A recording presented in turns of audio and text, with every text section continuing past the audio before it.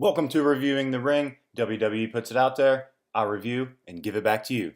Today, Smackdown Live. We kick off Smackdown with Carmella and Ellsworth in the ring, and they are immediately interrupted by Kevin Owens, who comes out and tying into what he did last week and his recent brush-ups with Shane McMahon. He informs Carmella that he is going to be the special guest referee for Carmella's first match on SmackDown. Cue up the money! Money, money, money. Shane McMahon then comes down to the ring in order to confront Kevin Owens and his recent activity and behavior. KO turns it around on Shane McMahon, gets personal, gets Shane's kids involved. Shane's getting fired up. Don't you get my family involved. Shane McMahon's the baddest man on the planet, apparently. Kevin Owens then crosses the biggest line, apparently, by saying that his kids would have been better off if Shane had died in the helicopter crash. Really personal. Worked out well. After KO brings up Shane's kids for the second time, and he had already been warned once not to talk about the kids, the brouhaha, the physicality, the punches are thrown, it spills outside onto the announcer's table, continuously just pounding on Kevin Owens, because yet again, Shane McMahon, baddest man on the planet. Shane continues the assault until Daniel Bryan, the SmackDown GM, eventually comes out of the back and pulls Shane off of Kevin Owens. So the slow burn to Survivor Series, in which the rumored Shane's team versus KO's team has begun. Overall, not too thrilled with Kevin Owens being involved with Shane McMahon, but at the end of the day, rubbing elbows with the McMahon family really does not hurt you in the long term, and it shows they have some faith in you. And after all that, we get around to Carmella's match. She is going up against Natalya. The title is not on the line. The match was rather short. It was effective. There were some good spots, some good moves. Nothing really to complain about, but also nothing to get too excited about as well. At one point in the match, Carmella has Natalya pretty well beat. Ellsworth jumps on to the apron and throws in Carmella's Money in the Bank briefcase. Carmella does not want to cash it in. She's arguing with Ellsworth about it. Natalya, being the ever sly champion that she is, hits Carmella with the roll-up, 1, 2, 3, and the match is over. Post-match, Carmella is furious, brings Mr. Sweet No Chin Music into the ring, verbally berates him, and seemingly says, "This is over, we're done, we're through, get out of here." Ellsworth left dejected in the ring as Carmella walks away. After being teased for the past 2 weeks, we get the re-debut of one Dolph Ziggler, and most definitely one of the biggest fails of the night. Ziggler comes out on the mic and says, "You know what? I am the best in the ring. I don't need a gimmick, but apparently I can't get over with you in the crowd." And yeah, Ziggler actually used the word gimmick. He then went into the back. He came out as Macho Man. He came out as Naomi. And there was one other one in there. This was so bad. It was just, I'm going to skip over it. Terrible. Moving on. The second awful of the night came right after the Ziggler awful of the night, and that was Sami Zayn being pinned in less than 1 minute. Awful. Moving on. All right, we move to a couple of backstage promos in which the New Day show up and are talking to Daniel Bryan. They are interrupted by the Usos. Now, last week, the Usos defeated the New Day, and they get to pick the stipulation for the SmackDown Tag Team Championship match that is going to occur next week in Las Vegas, and it is going to be a Sin City street fight. Continuing on with the backstage segment portion of the show, Daniel Bryan receives a phone call from somebody. He keeps referring to this somebody as Sir over and over again, so we know that it is Vince that is on the phone. Daniel Bryan then walks down to the ring, calls down Shane McMahon, and Shane is suspended indefinitely. Now I'm going to skip ahead a little bit later in the show.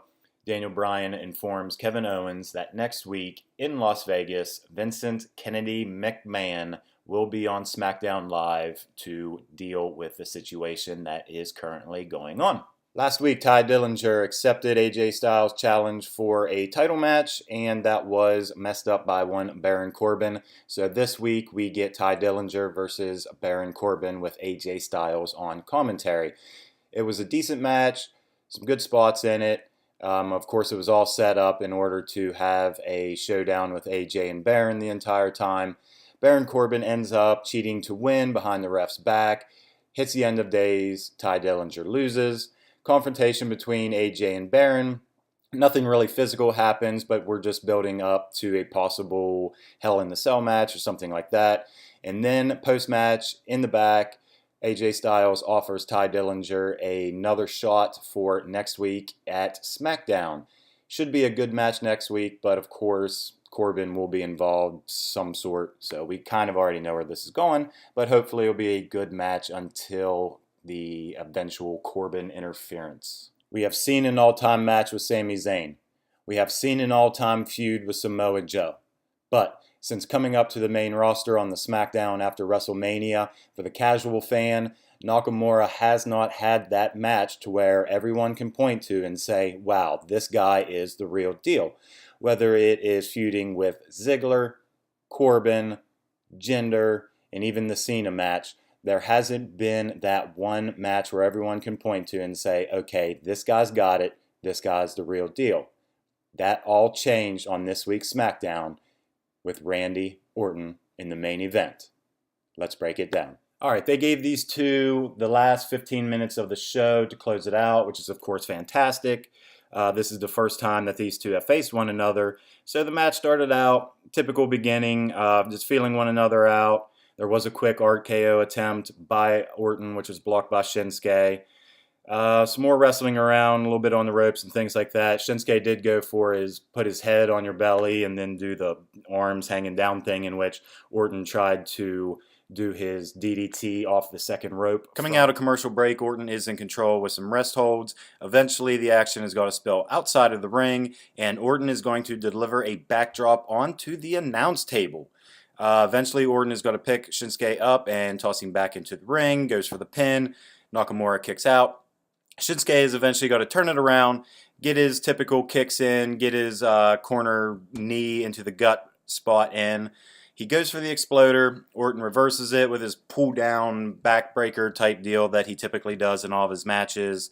Nakamura actually eventually climbs to the top rope in order to attempt something. Orton actually follows him up, and an amazing superplex is delivered by Orton in a fantastic spot. Following the failed pin attempt, following the superplex, Nakamura does his come on chant that he normally does. He's starting to get fired up. He's starting to feel it. He goes for the Kinshasa, and Orton delivers a power slam a la all the Samoa Joe matches that they had back in NXT. Post power slam, Orton gets up, goes for an RKO, and an amazing reversal. Nakamura puts him into the armbar. It does not get fully locked in as usual, and eventually Shinsuke turns it into the triangle. While in this triangle hold, Orton picks Nakamura up. It's still locked in. Orton slams down Shinsuke to the mat. Following this, Orton goes for another RKO, which is reversed yet again by Shinsuke. Drops Orton down onto Shinsuke's knees. Nakamura gets up, calls for the Kinshasa, hits it. 1, 2, 3. There it is. Nakamura gets the win over Randy Orton. And at Hell in the Cell, we have yet again Jinder Mahal defending his title against Shinsuke Nakamura. Alright, so that was SmackDown. Match of the night definitely goes to Randy and Shinsuke. They put on a great match to end the show. Absolutely no complaints whatsoever. Surprise of the night wasn't necessarily a surprise during the show, as a few days before SmackDown filmed, they announced that JBL was leaving the announce team and that Corey Graves would be put in his spot. So, like I said, not a surprise for the show, but it's very nice to have Graves in there. He's fantastic on the mic. He does great work. Any match that he is calling is that much better with him there. So kudos to whoever in the back decided to pull the trigger and put Graves on SmackDown as well as Raw. So time to put a review on this week's SmackDown Live. I give it a 3 Kamala belly slaps out of 5.